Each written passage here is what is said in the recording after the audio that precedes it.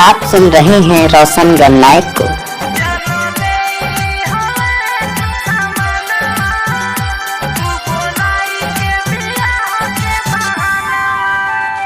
जानो लेली होले दूसरा मनवा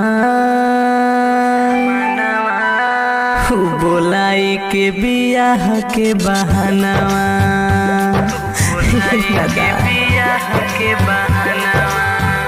जानो लेली होले दूसरा मनवा बोलाई के बियाह के बहानवा हरे कफन दिले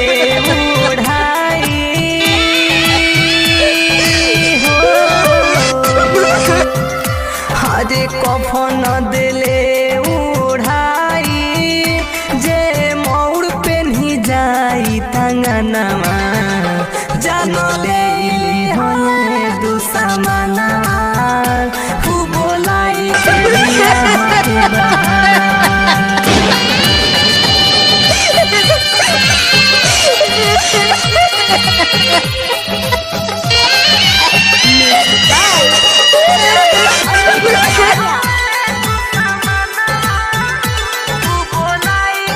आप सुन रहे हैं रोशन गन्नायक को।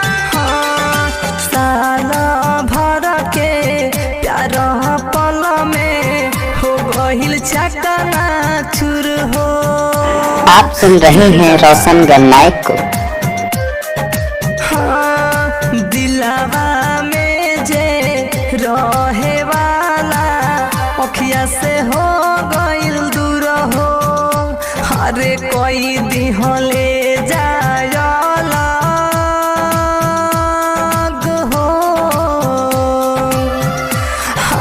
कोई दिहले जायल जे रहे एक परनवा जानो लेली होले दुश्मनवा बोलाई के बियाह के बहानवा।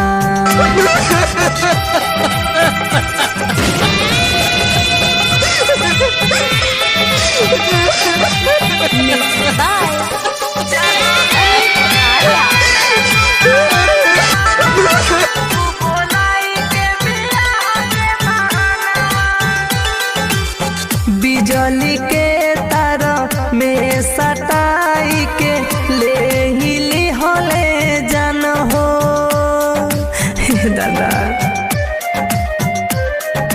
हाँ प्यारी कोइल कागू ना बाटे बोल तो भगवान हो हरे राइटर गोलू पर